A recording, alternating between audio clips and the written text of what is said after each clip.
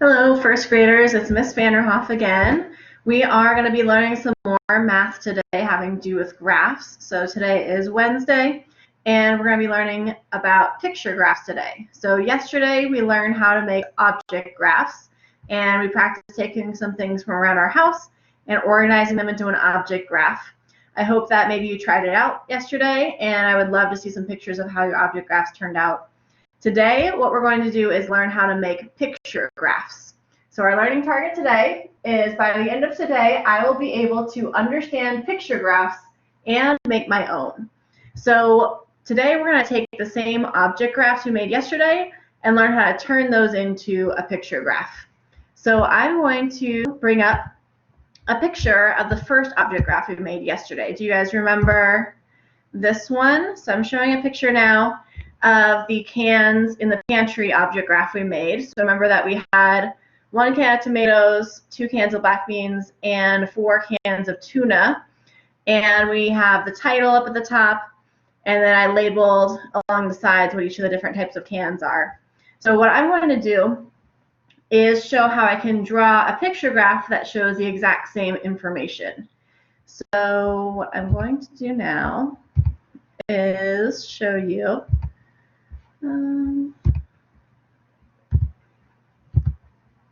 okay. All right, so now you should be able to see a piece of paper, and I'm going to draw a picture graph that had the same information as the cans in the pantry. So the first thing I want to start with, I'm actually going to start with my title. All good graphs should have a title, no matter what type of graph it is.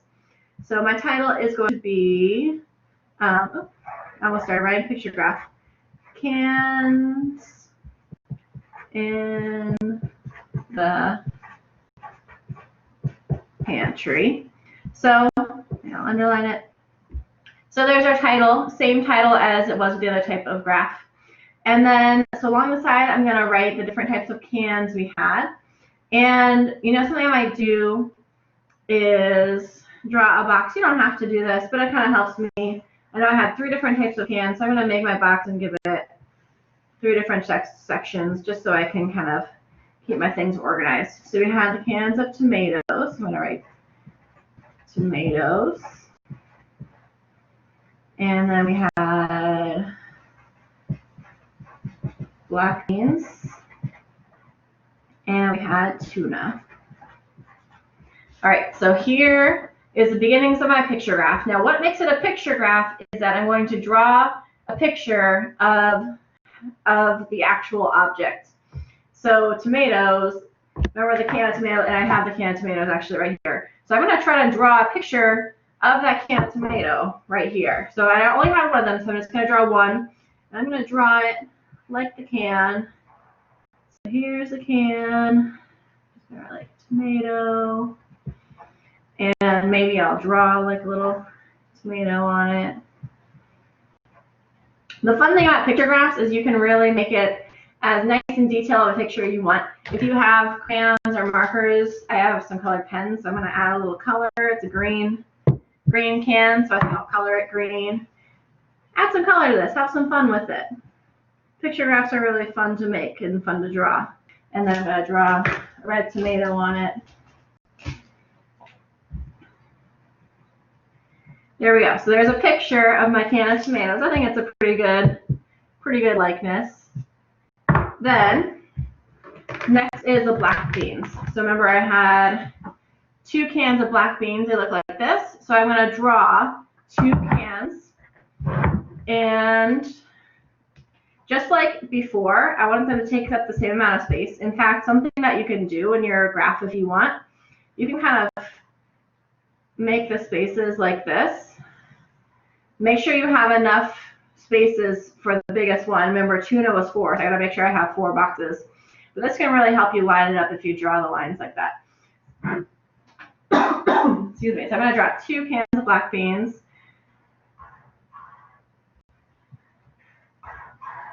And then maybe I'll write it. It's kind of small. There we go. And those are kind of bluish. I don't know if I actually have a bluish pen over here.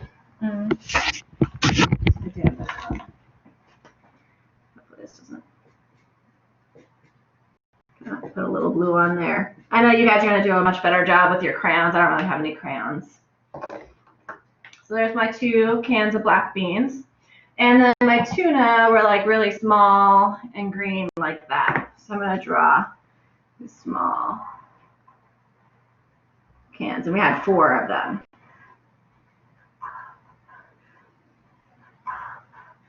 And then, all right, tuna.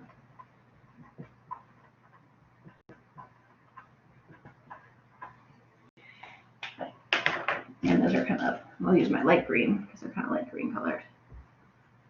Now I'm pretty quick and messy, but you guys can really take your time and make a really beautiful graph. Now I like to line them up like this because then I can make sure, since the cans of tuna are kind of small, I can make sure that I'm spacing them out well so that I can really see how many more tuna I have than black beans. So then the exact same questions that we asked about our object graph, we can ask with the picture graph too. So I can ask, how many more cans of tuna do I have than tomatoes? So I can see tomatoes in here. So I line up a tuna, and then there's 3 more tunas. So I have 3 more tunas than tomatoes.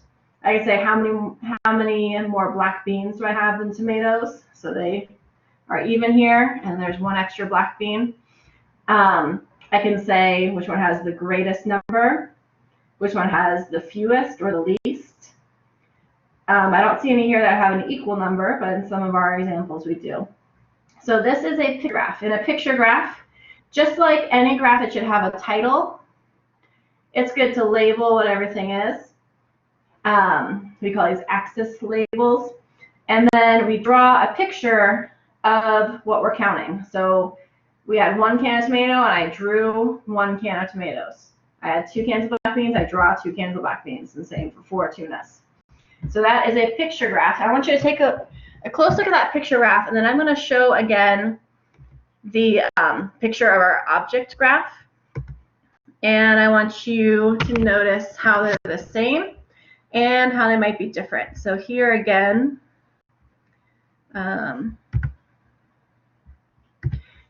is that object graph. And it looks very similar to the picture graph. The picture graph even looks like I'm drawing exactly what we see in the object graph picture. All right, so let's make one of the next graph that we made. So we made an object graph of the fruits and vegetables. So do you guys remember this one? Where are the fruits and vegetables I had? So I had the 3 onions, the 2 tomatoes, 4 lemons, and 2 kiwis. So I can take that same information and draw a picture graph that shows it. So I'm going to switch over now to my camera, and I'll show how I make a picture graph that shows this exact same information. And you know what I'm going to do on my next one? I was thinking all the graphs that I've been making have been what are called horizontal graphs. So horizontal means they go kind of across instead of up and down. But you can also make your graphs vertical. Vertical means it's up and down. So I'm actually going to take this information from this horizontal object graph and make a vertical picture graph with that same information. So I'm going to go back now to the camera. Let's see. All right. So I'm back on my camera. I'm going to put away my picture graph of the cans in the pantry, get a new piece of paper. And this time, I think you want to do it this way still. This time I'm going to make a vertical graph. So this one, our title again was fruits and vegetables. So same title.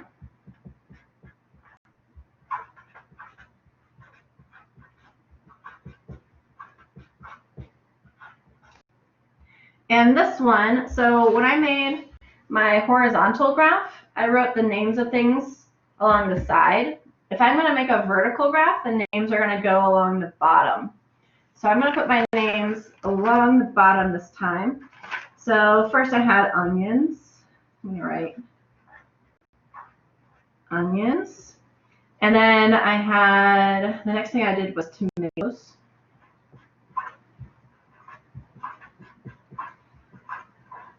And then I had lemons. And I had kiwis.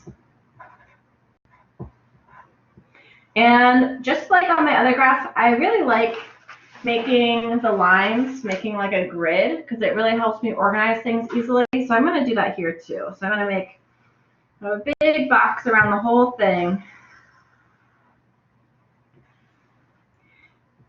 And separate my different columns. So when you have the horizontal, everything's organized into rows. Rows go across. And this one is going to be in columns. Columns go up. All right. And then I had the most number of things I had was 4. So I have to make sure I have at least 4 boxes. I'll try to make them equal. So let's see. Let's see how equal I can make it. All right. So here we have our graph ready to make. So the first thing was onions, and I had 3 onions. So I'm going to just try to draw the best little onion that I can. It kind of goes up at the top. It had kind of like things coming out of it. And those, and they sometimes have like little roots at the bottom. So I had 3 onions. I'm going to draw 3 of those. The little roots. And they were red onions, and they're kind of, here's one of them. They're called red onions. They're kind of purplish. So I'll get kind of a purplish pen and color it in. That looks pretty close to the color those onions are. All right, so there's my 3 onions. So notice the difference between our horizontal graph and now our vertical graph. So on the horizontal, the names are on the side, and I draw my pictures going across. On a vertical graph, the names are along the bottom, and the pictures go up. So this is a vertical picture graph of the fruits and vegetables. Next were the tomatoes, and I had 2 tomatoes.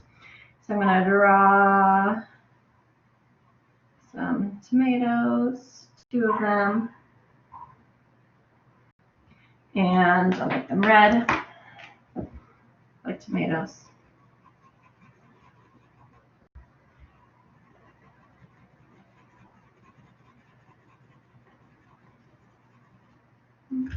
And I'll give them little green leaves coming out. Okay, so there's my 2 tomatoes. And then do you guys remember how many lemons I had? I had 4 lemons. So I'm going to draw 4 lemons going up. They're kind of shaped like that. Kind of oval shaped. So I'm glad that I have my boxes. It helps me really organize it because lemons are kind of small, and so I might kind of squish them together, but it would be really hard to see that there's more lemons than there are onions. So that's why I like to use the boxes to keep everything nice and straight and organized. And I have a yellow marker or yellow pen here, so I'll color my lemons yellow.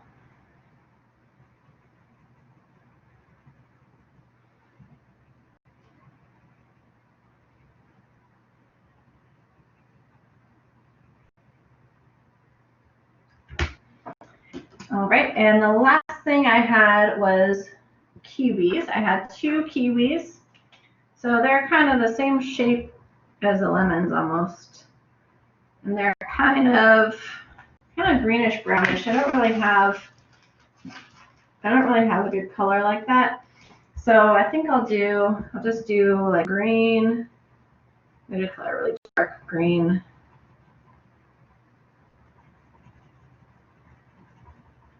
And maybe I'll put like little black specks on it to make it look different from like a lime or something. So there's my kiwis. So you gotta kind of use what you have. If you don't have the right colors or anything, you can just use what you've got. So now we have a vertical picture graph that shows those fruits and vegetables that we saw in our object graph yesterday. And so like any good graph, even though this one's vertical, it has the same parts as our horizontal graph. They both have a title. They both label what's in them. So these ones are on the side, these ones are along the bottom. And they both have a picture, and it shows how many of each thing that there are. Now, The last thing that we saw yesterday was some coins. So we can make one more graph that shows those coins. So let me go back first and show you a picture of the object graph of the coins. So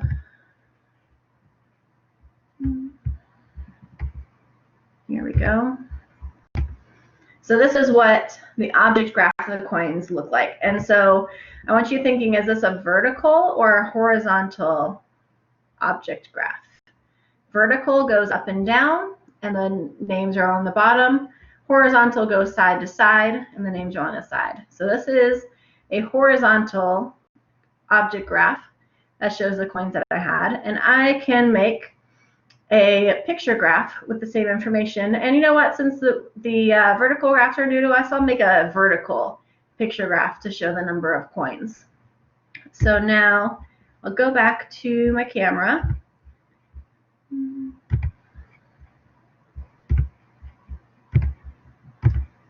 Okay, so here is my paper. And just like any good graph, you know what the first thing I need to put is? I need to put my title. So I'm going to say, the first one I called it coins in my wallet, so I'll call it that again. Coins in my wallet.